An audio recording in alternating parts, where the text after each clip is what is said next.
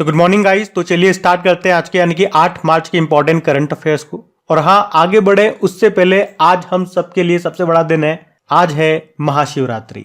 तो आप सभी को महाशिवरात्रि की हार्दिक शुभकामनाएं। तो कमेंट बॉक्स में ओम नमः शिवाय जरूर लिखिएगा। और हमारे महादेव जी बहुत भोले होते हैं, उनसे प्रार्थना कीजिएगा। आज सुबह नहा धो करके उनके मंदिर में जरूर जाइएगा, एक जल का लोटा जरूर चढ़ाइएगा और अपनी मन की इच्छा उनके साथ शेयर जरूर कीजिएगा। वो आपकी इच्छा जरूर पूरी करेंगे।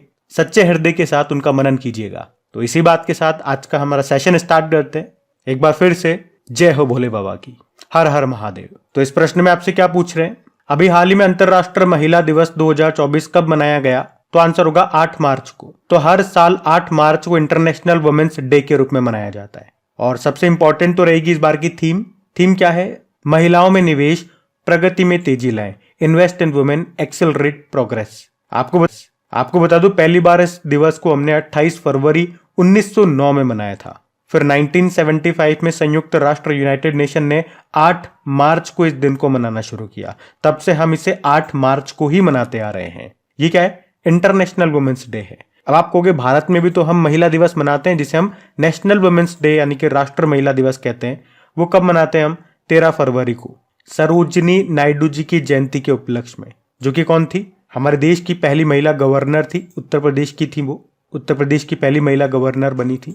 और सरोजिनी नायडू जी से याद रखना, ये भारतीय राष्ट्रीय कांग्रेस की पहली भारतीय महिला अध्यक्ष बनी थी। वैसे तो पहली महिला अध्यक्ष कौन थी? एनी बेसेंट थी, लेकिन मैं क्या कह रहा हूं, पहली भारतीय महिला अध्यक्ष वो सरोजिनी नायडू जी थी। वो सरोजिनी नायडू जी ही थी। और महिलाओं से संबंधित कुछ पॉइंट्स मैं आपको बता रहा हूं, याद रखना। भारत का पहला पूर्ण महिला स्वामित्व वाला फिक्की लेडीज ऑर्गेनाइजेशन औद्योगिक पार्क कहां पे खोला गया था? हैदराबाद में। आपको याद होगा, पीरियड्स में अत्यधिक दर्द झेलने वाली महिलाओं को छुट्टी देने वाला पहला यूरोपीय देश बना था स्पेन। मुफ्त में पीरियड्स प्रोडक्ट्स देने वाला पहला देश बना था स्कॉटलैंड। महिलाओं को मतदान अधिकार देने वाला पहला देश बना था न्यूजीलैंड। अभी मिस इंडिया 2022 का खिताब किसने जीता था? नंदनी गुप्ता ने जीता था, जो कि कोटा राजस्थान से है। अच्छा, एक दिवस और याद रखना, एक अंतरराष्ट्रीय ग्रामीण महिला दिवस भी होता है, वो 15 अक्टूबर को होता है। तो महिलाओं से संबंधित ये 3 दिवस तो मैंने आपको बता दिए, ये आपको ध्यान रखने। वैसे डे वाला प्रश्न है, चलो मार्च के सारे इंपॉर्टेंट डेज में आपको रिवाइज कराऊं।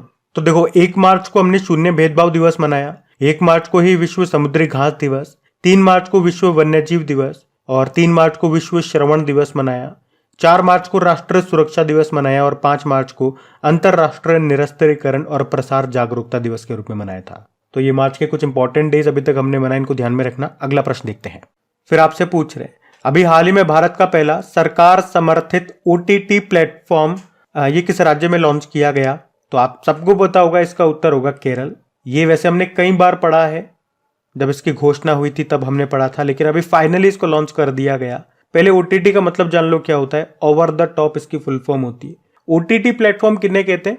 तो जिस तरह से आप मोबाइल में मूवीज देखते हो, जैसे कि नेटफ्लिक्स पे, डिज्नी हॉटस्टार, इन पे मूवीज वगैरह देखते हो, तो ये OTT प्लेटफॉर्म कहलाते हैं। और ये भारत का पहला सरकार समर्थित OTT प्लेटफॉर्म होगा। इसका नाम भी मैं आपको बताऊंगा। तो अभी केरल के जो वर्तमान में मुख्यमंत्री है पिनाराई विजयन साहब, इन्होंने अभी तिरुवनंतपुरम में, जो कि केरल की कैपिटल है, वहां पे भारत का पहला सरकार समर्थित OTT प्लेटफॉर्म लॉन्च किया है। और उसका नाम क्या रखा है? सी स्पेस इसका नाम रखा है। और सी स्पेस का प्रबंधन यानी कि इसका मैनेजमेंट ये केरल राज्य फिल्म विकास निगम के द्वारा किया जाएगा। और इस प्लेटफॉर्म में आपको इंफॉर्मेटिव और एंटरटेनिंग कंटेंट दोनों आपको मिलेंगे। तो बस ये 2 पॉइंट आपको ध्यान में रखने हैं कि भारत का पहला सरकार समर्थित OTT प्लेटफॉर्म किस राज्य में अभी लॉन्च हुआ? केरल में लॉन्च हुआ। और उसका नाम जरूर याद रखना, नाम क्या है? सी स्पेस इसका नाम है। हो सकता है OTT की फुल फॉर्म भी आपसे पूछ ले, तो ओवर द टॉप ये फुल फॉर्म भी आप ध्यान में रखना। अब बात केरल की है, तो ये रहा मैप में केरल। देखो, हमने कहा केरल की कैपिटल क्या है? तिरुवनंतपुरम में। याद रखना, विक्रम साराभाई स्पेस स्टेशन आपको यहीं पे मिलेगा। भारत का पहला स्पेस टेक पार्क भी आपको यहीं पे मिलेगा। मुख्यमंत्री पिनाराई विजयन है और गवर्नर कौन है? आरिफ मोहम्मद खान। यहाँ का राजकीय पशु हाथी होता है। राजकीय पक्षी है ग्रेट हॉर्नबिल। पुष्प है कोनिकोना। पेड़ है कोकोनट ट्री, नारियल का पेड़। और यहाँ का राजकीय फल जैक फ्रूट है, जिसे आप कटल बोलते हो, जो कि तमिलनाडु का भी है। कुछ नेशनल पार्क की बात करें तो साइलेंट वैली नेशनल पार्क हो गया, Periyar national park, Eravikulam national park, Anamudi Shola national park हो गया। इडुक्की डैम आपको यहीं पे मिलेगा पेरियार नदी पे। यहाँ का क्लासिकल डांस होता है कथकली और मोहिनीअट्टम, ये दो हैं। यहाँ की क्लासिकल लैंग्वेज मलयालम है। यहाँ पे त्रिशूरपुरम फेस्टिवल मनाया जाता है। मकर विलक्कू त्योहार आप यहीं पे मनाते हो। और केरल के समुद्री तट को क्या कहते हैं? मालाबार तट कहते हैं। केरल इसे मसालों का बाग या गार्डन ऑफ स्पाइस भी कहा जाता है। तो ये तो केरल के मैंने आपको स्टैटिक बताया। अभी केरल से संबंधित कुछ महत्वपूर्ण करंट अफेयर्स में आपको रिवाइज करा रहा हूं, बिल्कुल ध्यान से सुनना। अभी दिसंबर में आपको याद होगा वैश्विक आयुर्वेद मेले का आयोजन ये तिरुवनंतपुरम में हुआ था। और अभी इंडिया स्किल रिपोर्ट 2024 आई थी, जिसमें भारत में काम करने के लिए सबसे पसंदीदा राज्य बताया गया था केरल को ही। और अभी food safety and standard authority of India ने 5वें राज्य खाद्य सुरक्षा सूचकांक को जारी किया था, जिसमें बड़े राज्यों में टॉप पे केरल। और ये जो केरल का कोझिकोड है, ये भारत का पहला साहित्य का शहर बना, फर्स्ट सिटी ऑफ लिटरेचर। और सभी जिलों में हॉलमार्किंग केंद्र वाला पहला राज्य केरल बना था। और जिला स्तरीय पेड़ फूल पक्षी घोषित करने वाला पहला जिला ये केरल का बना था। कौन सा? कासरगोड। जिस तरह से राज्यों का राज्य के पेड़ होता है, राज्य के पशु होता है, इसी तरह से जिलों में भी ऐसा करने वाला ये देश का पहला जिला बना था, जो कि केरल का है। कौन सा? कासरगोड। और भारत का पहला एआई स्कूल लॉन्च हुआ था तिरुवनंतपुरम में, जिसका नाम है शांतिगिरी विद्या भवन। और इसी तरह से अभी हमने पढ़ा भी था, देश की पहली आर्टिफिशियल इंटेलिजेंस टीचर लॉन्च की गई थी केरल में ही, जिसका नाम आइरिस है। अभी नवा मालाबार नदी महोत्सव का आयोजन हुआ था केरल में ही, पिछली बार हुआ, पिछले साल। यहाँ पे शुभ यात्रा योजना शुरू हुई थी। और नीति आयोग की सहायता से देश का पहला मत्स्य पालन अटल इंक्यूबेशन सेंटर कहाँ पे स्थापित किया गया? केरल में ही। पूरी तरह से ई शासित राज्य बन गया केरल। भारत का पहला खुले में शौच मुक्त ODF प्लस जिला बना था वायनाड। एक पंचायत एक खेल का मैदान परियोजना यहाँ पे शुरू हुई थी। और तिरुवनंतपुरम में डिजिटल साइंस पार्क का उद्घाटन किया गया। भारत की पहली जल मेट्रो परियोजना शुरू हुई थी केरल के कोच्चि में। और Kerala state inland navigation corporation ने सौर ऊर्जा सोलर एनर्जी से चलने वाली टूरिस्ट नाव लॉन्च की थी, इसका नाम है सूर्यांशु।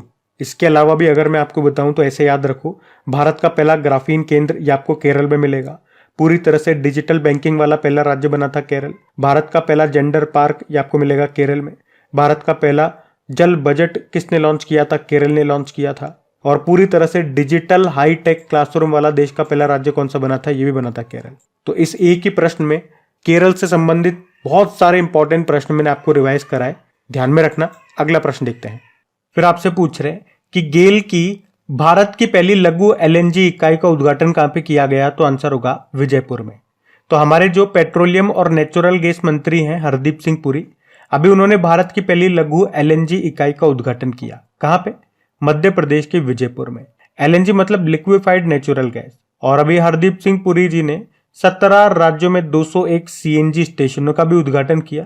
वैसे हमारा लक्ष्य है 2030 तक लगभग 17,500 CNG स्टेशन खोलना और 120 मिलियन PNG कनेक्शन करना। PNG मतलब पाइप्ड नेचुरल गैस और CNG मतलब कंप्रेस्ड नेचुरल गैस। और LNG मतलब हमने कहा लिक्विफाइड नेचुरल गैस, मतलब इसमें जो नेचुरल गैस है वो लिक्विड फॉर्म में होती है। और ये कोयले की तुलना में 40% कम CO2 यानी कि कार्बन डाइऑक्साइड का उत्सर्जन करता है। इसमें मुख्य रूप से कौन सी गैस होती है? तो 85 to 95% इसमें मीथेन गैस होती है। अच्छा, एक प्रश्न मैं आपसे पूछता हूं कि पूर्वोत्तर का पहला कंप्रेस्ड बायोगैस प्लांट ये कहां पे स्थापित किया गया था? तो आंसर याद रखना, असम में। गेल की बात करते हैं। Gas authority of India limited full form होती है और स्थापना होती है 1984 में। नई दिल्ली में मुख्यालय है। CMD कौन है? संदीप कुमार गुप्ता है।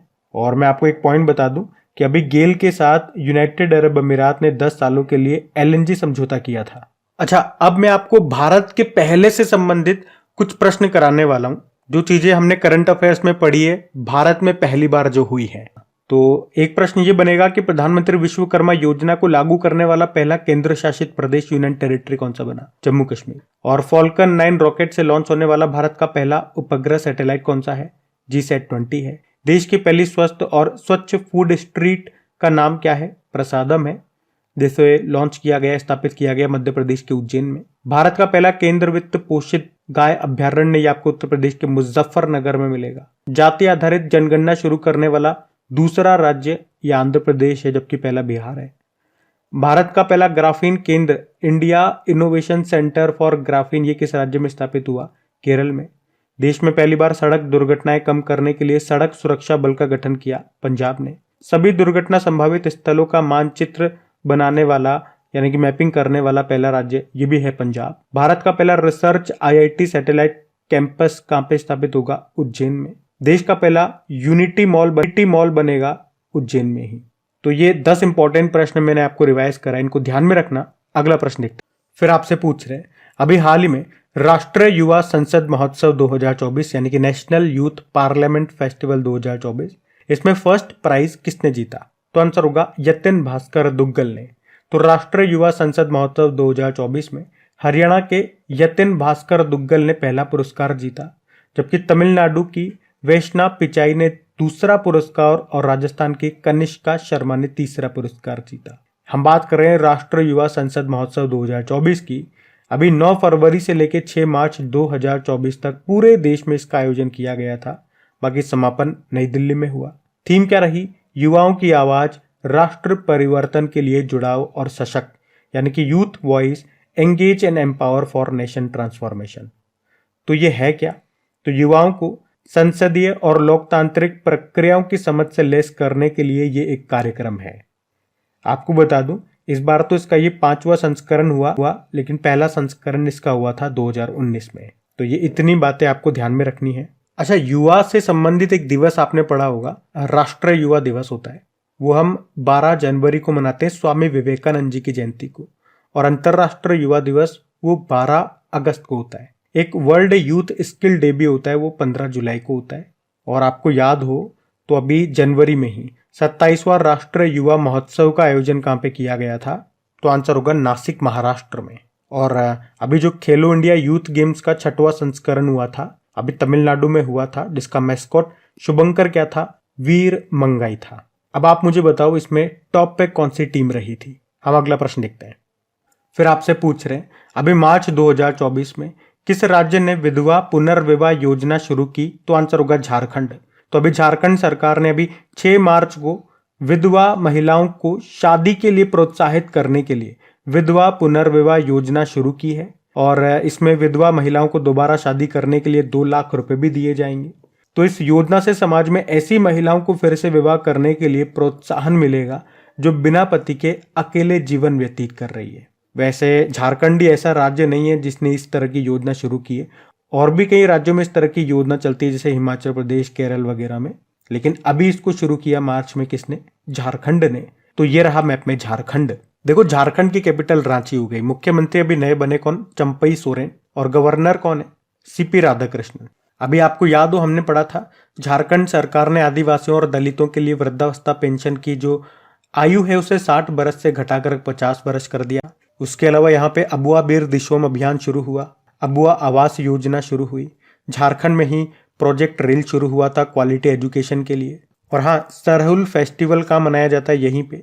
श्रावणी मेले का भी आयोजन होता है यहाँ पे। बोकारो लो इस्पात संयंत्र आपको यहीं पे मिलेगा, जिसे USSR की सहायता से स्थापित किया गया था 3री पंचवर्षीय योजना में।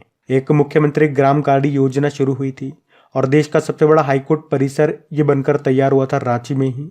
झरनी योजना पोर्टल यहाँ की है। और झारखंड के सोहराई खोवर पेंटिंग को भी GI टैग मिला था। Betla national park, Palamu tiger reserve भी आपको यहीं पे मिलेगा। उसके अलावा मोदी जी ने झारखंड में देवघर हवाई अड्डे का उद्घाटन किया था। और आयुष्मान भारत योजना आपको पता है ये कब और कहां से शुरू हुई थी? 23 सितंबर 2018 को रांची झारखंड से ही। एक स्वास्थ्य बीमा योजना है जिसमें हर साल हर फैमिली को 5 लाख रुपए का स्वास्थ्य बीमा दिया जाता है। झारखंड का जो जामताड़ा जिला है ये देश का पहला जिला बना था जिसके हर गांव में पुस्तकालय है। पुस्तकालय यानी कि लाइब्रेरी। उसके अलावा कोल कैपिटल ऑफ इंडिया ये झारखंड के धनबाद को कहते हैं। तो सेंट्रल कोल फील्ड का हेडक्वार्टर आपको मिलेगा रांची में। तो झारखंड से ये सारे करंट अफेयर्स मैंने आपको रिवाइज कराया अभी तक, जितने भी हमने पढ़े हैं। ध्यान में रखना। अगला प्रश्न देखते हैं। फिर आपसे पूछ रहे हैं, अभी हाल ही में चर्चा में रही गेवरा खदान ये कहां पर है? तो आंसर होगा छत्तीसगढ़ में। तो साउथ ईस्टर्न कोलफील्ड इंडिया की छत्तीसगढ़ स्थित ये गेवरा खदान ये एशिया की सबसे बड़ी कोयला खदान बनेगी, इसीलिए ये भी चर्चा में है। तो आपसे पूछी जा सकती है क्योंकि अभी हाल ही में इसे अपनी उत्पादन क्षमता मौजूदा 52.5 मिलियन टन से बढ़ाकर के 70 मिलियन टन प्रति वर्ष करने की पर्यावरण मंजूरी मिल गई है। ये अब इतने से इतना उत्पादन करेगी पर ईयर। तो इसीलिए हमने कहा ये एशिया की सबसे बड़ी कोयला खदान बन जाएगी गेवरा खदान जो आपको मिलेगी छत्तीसगढ़ में। अच्छा, एक प्रश्न काफी बार एग्जाम में आता है, मैं आपको 4 प्रकार के कोयले बता रहा हूं। प्रश्न ऐसे आता है, उल्टे पुल्टे करके दे देंगे आपको ऑप्शन, बोलेंगे कि सबसे अच्छी क्वांटिटी का कोयला से बेकार क्वांटिटी के कोयले में आपको इसको अरेंज करना है, या उल्टा भी पूछ सकते हैं, असेंडिंग डिसेंडिंग ऑर्डर में मतलब। तो वो 4 है, एंथ्रेसाइट, बिटुमिनस, लिग्नाइट और पीट। तो आपको सोचना नहीं है, मैं पहले से अरेंज करके दे रहा हूँ। सबसे अच्छा एंथ्रेसाइट होता है, फिर बिटुमिनस, लिग्नाइट और पीट। और आप ऐसे याद रख लो अल्फाबेटिकल ऑर्डर में, ए सबसे ऊपर है, सबसे अच्छा है, पी सबसे नीचे होता है अल्फाबेट में, ये सबसे खराब कोयला होता है। कार्बन की मात्रा इसमें कम होती है, इसलिए सबसे खराब होता है। भारत में सबसे ज्यादा कौन सा तरह का कोयला पाया जाता है? तो बिटुमिनस। और कोल कैपिटल ऑफ इंडिया, ये धनबाद झारखंड को कहते हैं, मैंने आपको बताया भी है। अगर पूछे ना देश का पहला कोयला गैसीकरण आधारित तलचर प्लांट ये कहां पे बनेगा? उड़ीसा में। भारत का पहला उच्च राख कोयला गैसीकरण आधारित मेथनॉल उत्पादन प्लांट का उद्घाटन कहां किया? हैदराबाद में। कोयला खनिक दिवस कब मनाया जाता है? ये भी याद रखना, 4 मई को। लेकिन बात यहाँ पे छत्तीसगढ़ की है, तो ये रहा मैप में छत्तीसगढ़। देखो, छत्तीसगढ़ की कैपिटल हो गई रायपुर, मुख्यमंत्री विष्णुदेव साय बन गए और गवर्नर विश्वभूषण हरिचंद्रन। और आपको याद हो तो अभी रामलला दर्शन योजना यहाँ पे शुरू हुई थी, जिसमें कहा था कि फ्री में अयोध्या धाम के दर्शन कराए जाएंगे। युवा मितान परिवहन योजना यहाँ पे शुरू हुई थी। मुख्यमंत्री ग्रामीण आवास न्याय योजना यहाँ पे शुरू हुई थी। एक मुख्यमंत्री वृक्ष संपदा योजना यहाँ पे शुरू हुई थी। छत्तीसगढ़ के धमतरी जिले के नागरी दुबराज चावल को भी जीआई टैग मिला था। और 2023 PEN Nabokov lifetime achievement award किसे मिला था? छत्तीसगढ़ के लेखक है विनोद कुमार शुक्ला को। छेर छेरा महोत्सव यहीं पे मनाया जाता है। मुख्यमंत्री मितान योजना यहाँ पे शुरू हुई थी। और कौशल्या मातृत्व योजना यहाँ पे शुरू हुई थी। और यहाँ पे आपको इंद्रावती नेशनल पार्क मिल जाएगा, कांगेर घाटी नेशनल पार्क मिल जाएगा, गुरु घासीदास नेशनल पार्क आपको यहाँ मिलेगा, अचान कुमार टाइगर रिजर्व यहाँ पर है, इंद्रावती टाइगर रिजर्व है, और लेमरू हाथी अभ्यारण्य आपको यहाँ पे मिलेगा छत्तीसगढ़ के कोरबा में। पंडवनी नृत्य यहाँ पे बड़ा फेमस है। हरेली त्योहार का मनाया जाता है तो छत्तीसगढ़ में, और इसी से मिलता जुलता है हरेला उत्सव, वो उत्तराखंड का है। तो ये सारे पॉइंट्स याद रखना। अगला प्रश्न देखते हैं।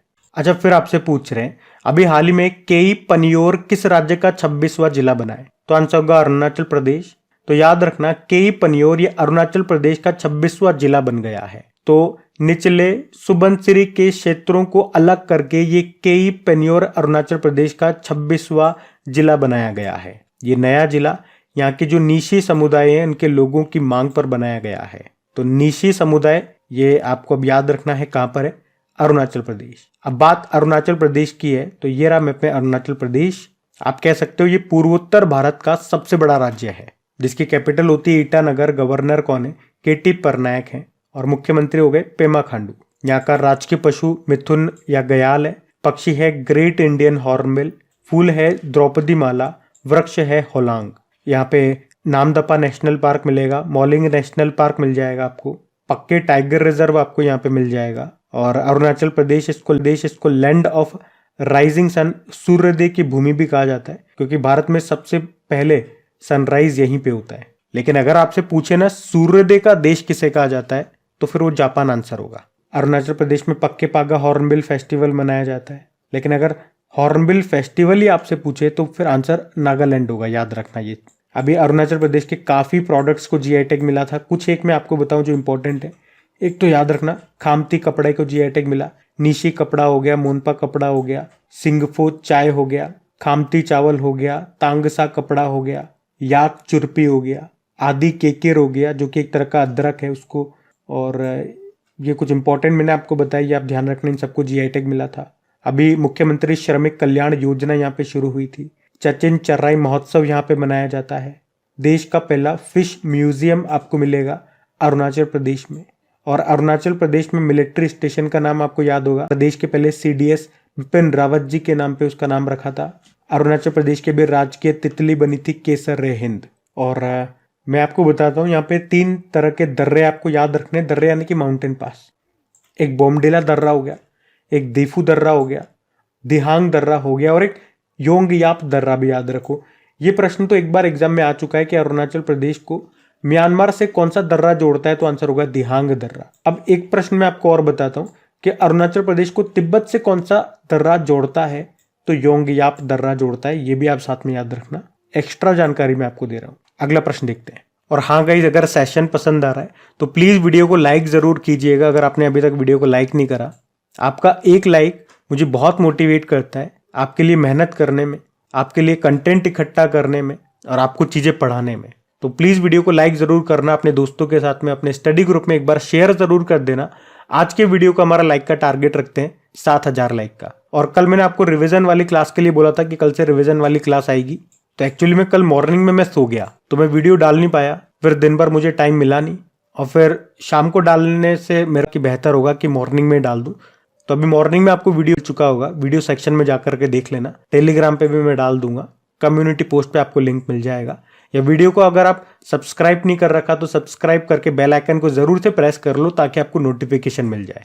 अभी अगला प्रश्न देखते हैं। फिर आपसे पूछ रहे हैं, अभी हाल ही में स्पीड पेट्रोल के लिए बीपीसीएल ने किसे अपना ब्रांड एम्बेसडर बनाया? तो आंसर होगा नीरज चोपड़ा। बीपीसीएल यानी कि भारत पेट्रोलियम कॉर्पोरेशन लिमिटेड, इसने ओलंपिक और विश्व जेवलिन चैंपियन नीरज चोपड़ा को अपने प्रीमियम पेट्रोल स्पीड के लिए ब्रांड एम्बेसडर बनाया है।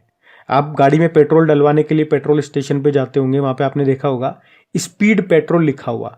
आपने तो नहीं डलाया होगा हो सकता है, क्योंकि वो थोड़ा कॉस्टली होता है, महंगा होता है, इसीलिए आप कहते होंगे कि अरे रहने दे यार, सिंपल वाला ही डाल दे, स्पीड वाला अपने को जमेगा नहीं। वो थोड़ा प्रीमियम होता है, थोड़ा अच्छा माना जाता है। तो उसी के अभी ये ब्रांड एम्बेसडर बने हैं नीरज चोपड़ा। वैसे मैं आपको बता दूं कि इससे पहले बीपीसीएल ने अपनी मैक फॉर श्योर पहल और मैक लुब्रिकेंट के लिए क्रिकेटर राहुल द्रविड़ को अपना ब्रांड एम्बेसडर बनाया था। अच्छा, अभी हाल ही में कुछ इंपॉर्टेंट ब्रांड एम्बेसडर बनाए गए थे, वो मैं आपको रिवाइज कराऊंगा। लेकिन पहले बीपीसीएल के बारे में जानते हैं, जो कि एक महारत्न कंपनी है। स्थापना होती है 1976 में, मुंबई में मुख्यालय हो गया, सीएमडी है जी कृष्ण कुमार। तो देखो, अभी स्वराज ट्रैक्टर के ब्रांड एम्बेसडर महेंद्र सिंह धोनी बने थे, जो कि अभी जियो मार्ट के भी बने थे, लेज के भी बने थे, एसबीआई के भी बने थे। उसके अलावा अभी चुनाव आयोग ने किसे अपना ब्रांड एम्बेसडर बनाया था? लेटेस्ट राजकुमार राव को बनाया था, उनसे पहले सचिन को बनाया था। अभी महाराष्ट्र सरकार ने मौखिक स्वच्छता अभियान के लिए स्माइल एम्बेसडर बनाया था सचिन तेंदुलकर को, और सेवलॉन इंडिया ने दुनिया का पहला हैंड एम्बेसडर सचिन को ही बनाया था। उसके अलावा इन्फोसिस ने ग्लोबल ब्रांड एम्बेसडर बनाए थे 2 टेनिस के खिलाड़ियों को, एक तो राफेल नडाल स्पेन के और एक ईगा स्विएटेक के पोलैंड की। बीपीसीएल के ब्रांड एम्बेसडर मैंने आपको बताया राहुल द्रविड़ बने थे। और अभी आईसीसी वर्ल्ड कप जो भारत में हुआ था उसके लिए ब्रांड एम्बेसडर बनाए गए थे शाहरुख खान। उसके अलावा यूनिसेफ इंडिया ने बाल अधिकारों के लिए राजदूत बनाया था आयुष्मान खुराना को। सौरव गांगुली ये अभी एक तो पश्चिम बंगाल के भी बने, त्रिपुरा पर्यटन के भी बने थे, ड्रीम सेट, गो बंधन बैंक, इन सब के बने थे।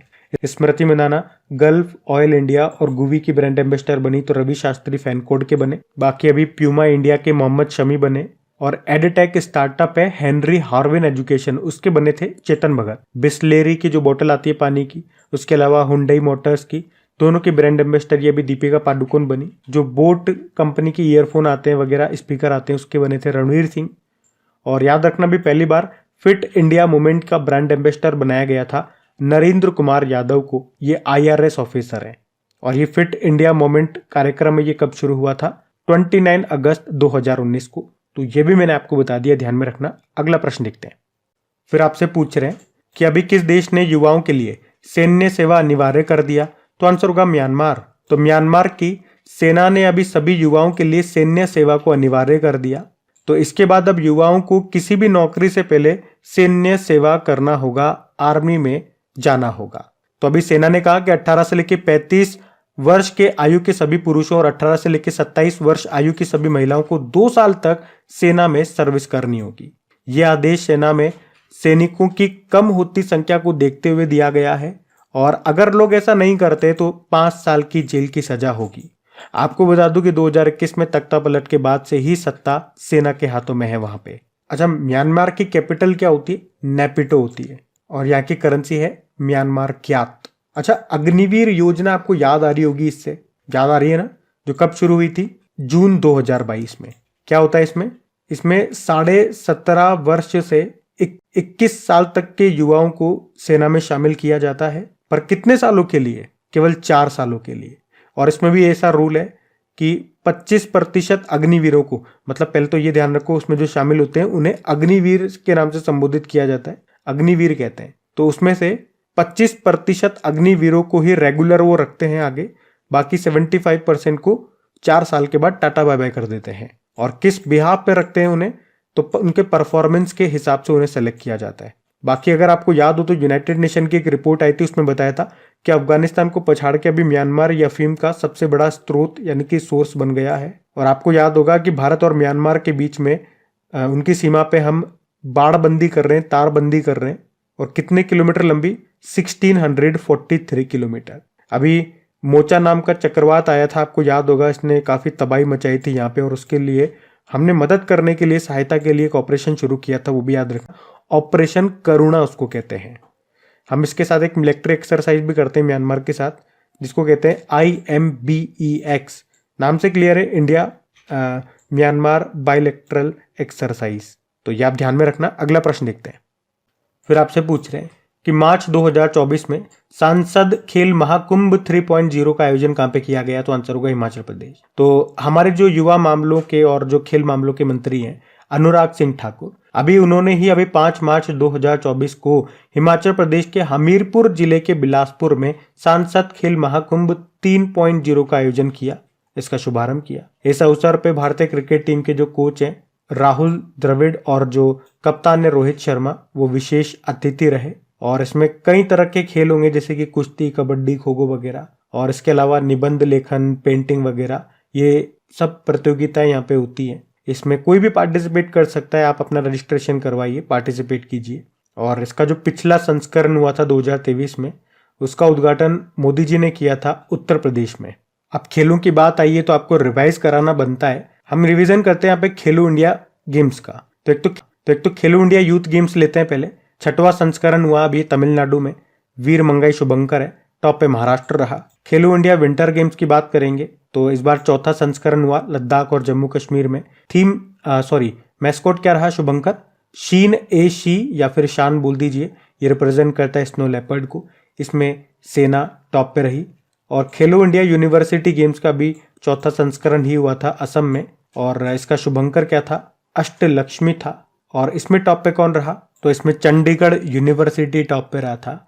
और ये भी याद रखो कि अभी दिसंबर में ही खेलो इंडिया पैरा गेम्स का पहला संस्करण हुआ था नई दिल्ली में, उसका शुभंकर उज्ज्वला है जो गोरैया चिड़िया को रिप्रेजेंट करता है, उसमें टॉप पे हरियाणा था। तो ये चारों मैंने आपको एक साथ बता दिए, सारे इंपॉर्टेंट है। तो गाइज ये था आज का आपका करंट अफेयर्स का सेशन। प्लीज कमेंट करके जरूर बताइएगा कि आपको सेशन कैसा लगा। और वीडियो में अगर आप पहली बार हैं, क्रिक एग्जाम चैनल पे पहली बार करंट अफेयर्स पढ़ रहे हैं, तो एक तो वीडियो को सब्सक्राइब कर लेना, बेल आइकन को जरूर प्रेस कर लेना ताकि आगे वीडियोस के नोटिफिकेशन आपको मिलते रहे। साथ में रिवीजन वाला वीडियोस हमारे अपलोड हो रहे हैं, अभी जनवरी से ही मैं स्टार्ट कर रहा हूँ, आज ही से। तो पहले के अगर वीडियोस आपने 2023 वाले नहीं लिए हो तो अब जो बीत गया सो बीत गया, अब जो कर सकते हो वो करके दिखाओ। मतलब अब से रेगुलर रहना ताकि 2024 आपका छूटे नहीं, स्टार्टिंग से ही बने रहना। बाकी लास्ट तक मैं तो आपका हाथ नहीं छोड़ूंगा जब तक मेरे बस में होगा। आप छोड़ोगे नहीं छोड़ोगे वो आपके ऊपर है। चाहे कोई भी दिक्कत आ रही है, घर में शादी का माहौल चल रहा है, घूमने जाना है, कुछ भी हो रहा हो, आपको अपनी पढ़ाई को सर्वोपरि रखना है। पहले उसे करना है, बाद में सारे काम करने हैं। अगर ऐसी इमरजेंसी भी कोई होती है कि दूसरे काम भी करने पड़ते हैं, तबीयत भी खराब हो जाती है, कुछ और भी कारण हो जाते हैं, किसी के घर का हमें नहीं पता, तो हाँ आप पहले उसे प्रायोरिटी दें। लेकिन समय निकाल करके जो छूट चुका है उसे जरूर कवर करें। वो आपको मैनेज करना है, वो आपका टाइम टेबल है, आपकी लाइफ है, आपकी जॉब है, आपकी सैलरी है। या आप डिसाइड करते हो ना कि मुझे किस जॉब में जाना है या कितनी सैलरी चाहिए, तो उसके लिए त्याग करने के लिए भी तैयार रहें, मौज मस्ती से दूर रहें और रेगुलर रह करके पढ़ाई करें। और वीडियो को अभी तक लाइक नहीं करा तो लाइक जरूर कर देना। अभी कल के करंट अफेयर्स का मैं आपको क्विक रिवीजन करा दूं, फिर सेशन एंड करते हैं। तो पहला प्रश्न आपसे पूछा था, इंदिरा गांधी प्यारी बहना सुख सम्मान निधि योजना को शुरू किया हिमाचल प्रदेश ने। किस राज्य के माजुली मुखोटे को जीआई टैग मिला? असम। भारत की पहली एआई टीचर का नाम क्या है? आयरस। किस राज्य सरकार ने माई युवा योजना शुरू की? उत्तर प्रदेश ने। पहले जेट सूट रेस का आयोजन कहां पे किया गया? यूएई में। डाक पत्र से मतदान करने की सुविधा के लिए चुनाव आयोग के द्वारा कितनी आयु निर्धारित की गई? 85 ईयर तो होनी चाहिए कम से कम। और प्रधानमंत्री नरेंद्र मोदी ने कहा भारत की पहली अंडर वाटर मेट्रो सेवा का उद्घाटन किया? कोलकाता में। और अमेरिकी गोल्फ एसोसिएशन के सर्वोच्च सम्मान बॉब जोन्स पुरस्कार से किसे सम्मानित किया गया? टाइगर वुड्स को, अमेरिकी गोल्फर है। मार्च 2024 में अखिल भारतीय अनुसंधान विद्वान शिखर सम्मेलन की मेजबानी की किसने? आईआईटी मद्रास ने। और आखिरी प्रश्न था कि मार्च 2024 में बिहार का नया मुख्य सचिव किसे बनाया गया? ब्रजेश मेहरोत्रा को। अभी कल का होमवर्क प्रश्न देखते हैं और सेशन एंड करते हैं। तो कल के वीडियो में पूछा था फिनलैंड के नए राष्ट्रपति कौन बने, तो आंसर होगा अलेक्जेंडर रस्ताप। तो आप सभी ने प्रश्न का बिल्कुल सही उत्तर दिया। अब ये आज का आपका होमवर्क प्रश्न।